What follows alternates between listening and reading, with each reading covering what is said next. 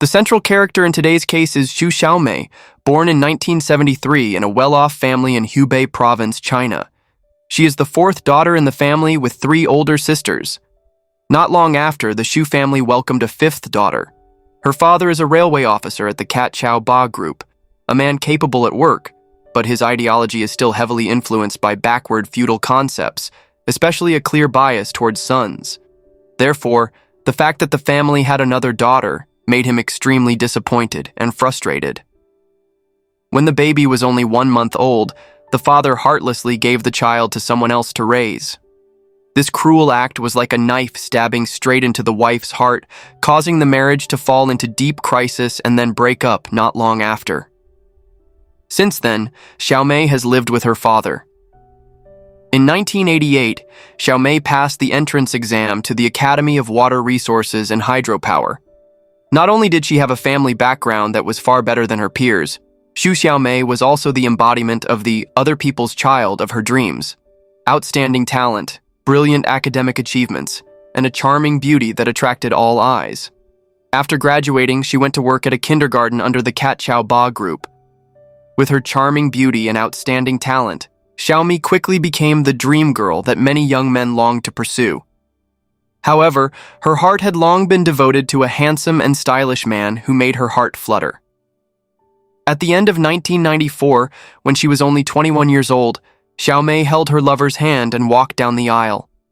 A year later, they had their first child, bringing with them a full circle of happiness. In those early days, the young couple was inseparable. Their love was deep and passionate. Xiaomei loved her husband passionately, and he also considered her a treasure, pampering her to the fullest. However, her ambitious nature and desire to go far made her quickly feel suffocated in the role of a housewife. Xiaomei could not accept a mediocre, quiet life within four walls and did not want to become a baby-making machine like the fate her mother had experienced. Determined to change her fate, she actively sought opportunities to showcase her talent. Xiaomei was invited to be a guest host on local radio stations several times and even secretly took the entrance exam for the prestigious Central Academy of Drama in Beijing without telling her family. However, her artistic dream did not come true when she failed the exam. However, the pursuit of personal dreams caused Xiaomei to spend less and less time with her family. The distance gradually arose, and the couple's feelings cooled. Finally, the husband could no longer bear this indifference and took the initiative to propose a divorce. Their seemingly happy marriage lasted only a short year. In May 1998, Xiaomei sent her 3-year-old daughter to a martial arts school and set out alone to conquer Beijing. Thanks to her network of friends and valuable experience from working at the radio station, she was quickly accepted as a reporter for the overseas edition of the People's Daily. The new job opened up a wide world for Xiaomei, giving her the opportunity to meet countless famous people. Among them, most were successful and powerful gentlemen, but most of them were just fleeting work relationships, leaving no deep impression. Until fate brought her to Wu Baowei, Xiaomei's life began to take a completely different turn. The first time she met this fateful man was on an autumn afternoon at the Beijing exhibition hall, where she had come to conduct an interview. Hurriedly stepping through the large glass door, Xiaomei unexpectedly bumped into a tall figure. When she raised her head to apologize, a bright masculine face with a warm, radiant smile appeared before her eyes. The first impression was already very good, and it was even more interesting when she learned that he was from Henan, the same province as her father. Fate often starts with small things in common like that.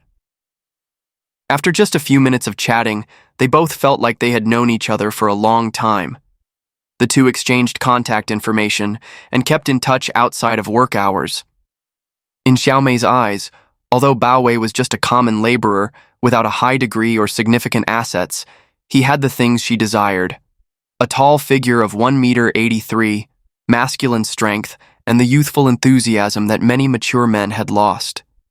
It was these qualities that were like a rain to relieve the drought, soothing the lonely soul of a woman after a broken marriage. As for Baowei, a young man who had never tasted the taste of love, the charming charm and outstanding talent of this beautiful sister completely captivated him, unable to resist. Not long after the fateful meeting, Xiaomei invited him to her home for dinner. That evening, she appeared in a graceful, elegantly designed long dress with both discreet and sexy cuts, creating an irresistible charm. Under the influence of red wine, the boundary between the two gradually blurred. From that fateful night, Bao Wei officially moved in with Xiaomei in a small rented apartment. Although not a leading writer in the Chinese press, Xiaomei's income at that time far exceeded many of her peers. In addition to her main job, she also ran a few clothing stores, creating a stable source of income. Emotionally, she had in her hands a Bao Wei who loved her wholeheartedly, willing to do everything for her lover's happiness. In general, both her career and love life were on a smooth sailing path. If she continued to maintain this stable pace of life, Xiaomei's future would surely be a rosy picture. However, within her, there was a soul that was never easily satisfied with the status quo. In August 2001, once again, the desire for change urged Xiaomei to go to the job fair, and it was here that a completely new turning point in her fate began to unfold. Her eyes were immediately drawn to the prominent recruitment sign of China Youth newspaper. Without hesitation, Xiaomei walked straight to the booth and was warmly welcomed by a middle-aged gentleman named Zhou Jianxin, editor-in-chief of the Great Education Times magazine. With confidence and fluent speaking ability, Xiaomei skillfully presented her diverse work process, from editor to reporter at many different newsrooms. She did not hesitate to call herself a talented journalist who had nurtured and realized many unique journalistic ideas, creating articles that had a wide influence in society. Those confident introductions made Zhou Jianxin unable to help but admire. He continuously prolonged the conversation, asked countless questions to probe her abilities, and even invited her to the editorial office for a more in-depth interview. During the conversation, Xiaomei's delicate eyes also quickly evaluated this editor-in-chief. He was a decade older than her, but possessed an elegant, rich demeanor and an attractive masculine appearance. It could be said that this was the type of mature man that many women could hardly resist. After only a short period of time, Xiaomei received an official invitation to join the editorial board of China Youth newspaper, a golden opportunity that she greatly appreciated. She understood that this was not an easy job to get, and in her heart, Xiaomei was harboring great ambitions of gradually climbing to higher positions in the journalism industry. Due to the nature of the work requiring close cooperation, the relationship between Xiaomei and Jianxin became increasingly close and intimate. Through daily conversations, she gradually understood the editor-in-chief's situation. His family lived far away in the south. His busy work in Beijing only allowed him to visit home a few times a year, and he himself lived alone in the simple dormitory of the editorial office. In moments, sometimes unintentionally, sometimes intentionally, Xiaomei skillfully let out laments about her twists and turns in life, from her regretful broken marriage to her lonely life, shouldering all the ups and downs alone. Those sincere shares seemed to touch the middle-aged man's heart, making both of them feel like they found a common voice in each other. From then on, confiding and sharing private thoughts became a natural habit between them. Of course, Xiaomei completely concealed the existence of Bao Wei, her young lover who was still living with her in the rented apartment. Thanks to the trust and appointment of her leader to the position of assistant editor-in-chief, Xiaomei was motivated to devote all her time and energy to her work. In order to fully focus on her rising career, she decided to sell 2 clothing stores that had brought her a stable income, nurturing greater ambitions in her heart. In her eyes at this time, Jianxin was the one who could help make her dreams come true. Not stopping there, to improve her professional qualifications, Xiaomei also enrolled in a graduate course in psychology at the prestigious Chinese Academy of Sciences. Gradually, as her social circle expanded, she had the opportunity to meet countless famous people in society. But what is noteworthy is that these successes caused the feelings between her and Bao Wei to gradually fade. While Xiaomei gradually integrated into the upper-class world, Bao Wei was still just an ordinary electrician, often having to stay at the unit overnight to fix urgent problems. Every time Xiaomei dragged her tired legs back to the empty room after stressful working days, the feeling of loneliness came crashing down like fierce waves. One fateful night, she suddenly felt a severe stomachache. In a panic, she called Bao Wei, hoping that he would immediately come back to take her to the hospital. However, he was dealing with a serious electrical problem and could not leave his job. In that desperate moment, the name Jianxin suddenly appeared in Xiaomei's mind like a ray of hope. With just one call, he was immediately there, carefully took her to the hospital, and stayed by her bedside all night long. It was this warm and thoughtful action that made Xiaomei's heart tremble strongly, filled with deep gratitude towards Jianxin. On the contrary, for Bao Wei, all that remained in her heart was bitter disappointment and the feeling of being abandoned when she needed it most. From then on, their love gradually lost its passion, replaced by a coldness that was hard to hide. On the contrary, the bond between her and Jianxin became increasingly tight and inseparable. Xiaomei understood that in order to stand firm in the fiercely competitive environment of the editorial office, she needed his support. Not only in work, but also in terms of emotions, she gradually became dependent on the care and attention of this editor-in-chief. The private thoughts that she used to share with Bao Wei were now devoted entirely to Jianxin. As for him, he also opened his heart to her many times about his unfulfilling marriage in his hometown, about the feeling of loneliness in faraway Beijing.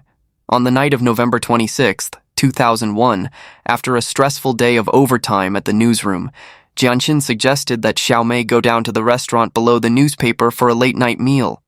Originally, she planned to return home as usual, but in recent days, she and Bao Wei had been arguing over trivial matters, which made her mood gloomy. Therefore, she nodded in agreement. After dinner with many glasses of wine, both of them were quite drunk and had to help each other out of the restaurant. When Xiaomei was about to take a taxi home, Jianxin was worried about her safety in her drunken state and suggested that they first return to the newsroom to drink some hangover tea to sober up before going home. So they returned to the small room in the newspaper's dormitory together. In the quiet space, under the soft yellow light, Xiaomei held a cup of hot tea in her hand, her mind still hazy from the alcohol. Suddenly, the images of her recent quarrel with Bao Wei came flooding back, causing her tears to fall unconsciously. Seeing her cry, Jianxin silently sat close by, gently reaching out to hug her trembling shoulders. In his warm and gentle embrace, under the influence of the lingering alcohol, Xiaomei gradually sank into the loving gestures, and all boundaries were finally erased on that fateful night. From that fateful night, the physical relationship between the two of them seemed to have broken down and was no longer controllable. The dormitory and the office turned into secret dating spots, and they found ways to be together almost every week. Although Jianxin did not possess the same strong charm and passion as Bao Wei, he was a direct superior who could bring Xiaomei practical and clear benefits at work. For her, this was enough to satisfy her. In the early days, Xiaomei still felt guilty about her betrayal of Bao Wei. However, when weighing pure love against attractive material benefits, she could not make a decisive decision. In the end, greed and calculation prevailed. Since conquering Xiaomei, Jianxin began to secretly create favorable conditions for her at work. Not long after, she received a call from her second sister, asking for help finding a job in Beijing. Without hesitation, Xiaomei agreed. Taking advantage of Jianxin's business trip, she immediately brought her sister into the editorial office as an office worker, a simple job of answering the phone and receiving documents. However, in Xiaomei's eyes, this position was too trivial, not enough to affirm her value and influence. Therefore, she arbitrarily promoted her sister to an official reporter without going through any procedures. When Jianxin returned from the business trip and learned about the incident, he was furious. Feeling used and discredited, he immediately scolded Xiaomei and decided to fire his sister that same day. Relying on her private relationship with her superior, Xiaomei became increasingly bold, repeatedly claiming to be the editorial board's leadership representative to go out and do business, seeking personal benefits. These actions made Jianxin extremely indignant and uncomfortable. Although the two often had heated arguments, this ambiguous relationship was still maintained. In Jianxin's eyes, this beautiful young girl was nothing more than a precious toy to satisfy her desires. As for Xiaomei, He was nothing more than a convenient ladder for her to climb to the heights of power and wealth. Over time, Xiaomei increasingly exploited Jianxin's patronage, while he gradually fell into a state of pathological dependence on this relationship, even revealing disturbing obsessive behaviors. While infatuated with Xiaomei's beauty and charm, he was also afraid of her arrogance and cunning tricks. He was especially worried that she might use her pregnancy to threaten him. Therefore, after each intimate relationship, Jianxin forced Xiaomei to take birth control pills immediately. Every month, she had to report her menstrual cycle in detail. If there was any delay, he would immediately show concern and question her harshly. At first, Xiaomei thought that this was a manifestation of sincere concern. However, she gradually realized that this was a form of suffocating control, turning her into a puppet in the hands of this man. The feeling of being monitored and controlled down to every private detail made Xiaomei feel frustrated and uncomfortable. However, because of the practical benefits gained from this relationship, Xiaomei still gritted her teeth and endured everything. If she had rushed into previous relationships willingly and passionately this time, having to exchange her body for benefits made her feel deeply humiliated. In Jianxin's eyes, she was nothing more than a necessary and terrifying possession.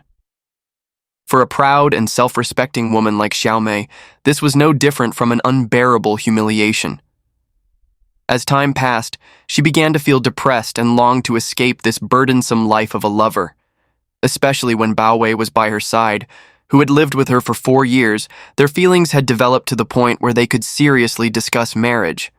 This made Xiaomei feel like she had found the light at the end of the tunnel.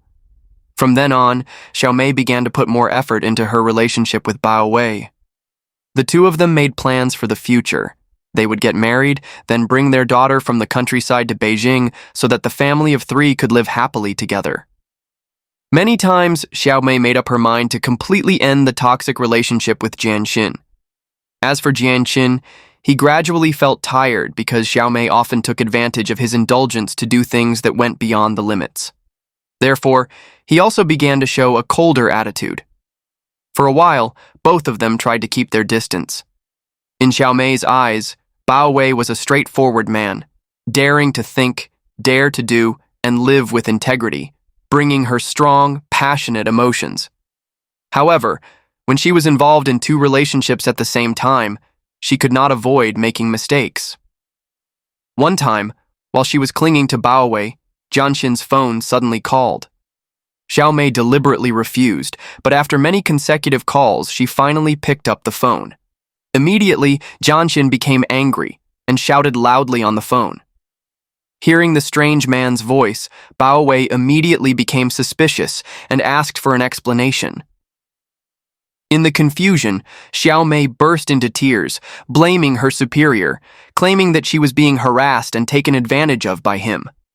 The more emotional Xiaomei became, the more she told the story, putting herself in the role of the victim, even saying that Jianxin had repeatedly forced her to take birth control pills. Hearing this, Bao Wei was seething with anger, wanting to immediately protect her girlfriend. But Xiaomei cleverly took advantage of that sympathy, turning it into a shield to protect herself. Meanwhile, at the editorial office, Xiaomei became increasingly arrogant. She harbored the ambition to set up a second department to compete directly with Jianxin.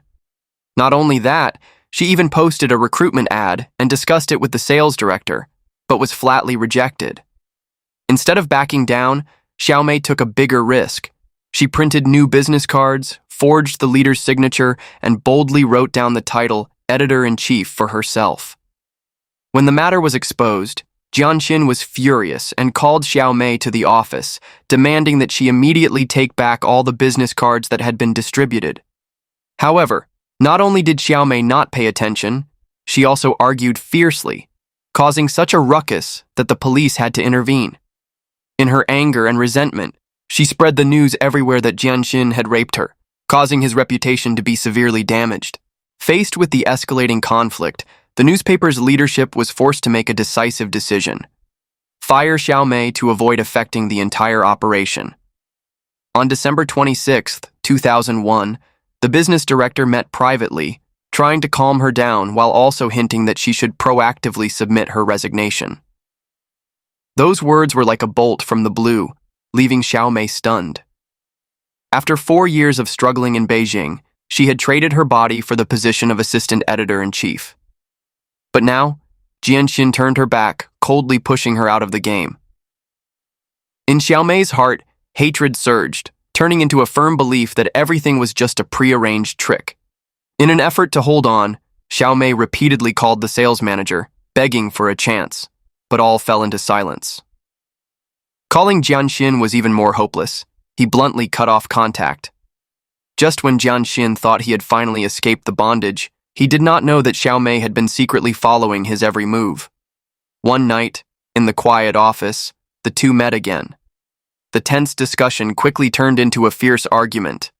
Xiaomei suddenly used her trump card, using the excuse of pregnancy to threaten, forcing Jianxin to give in.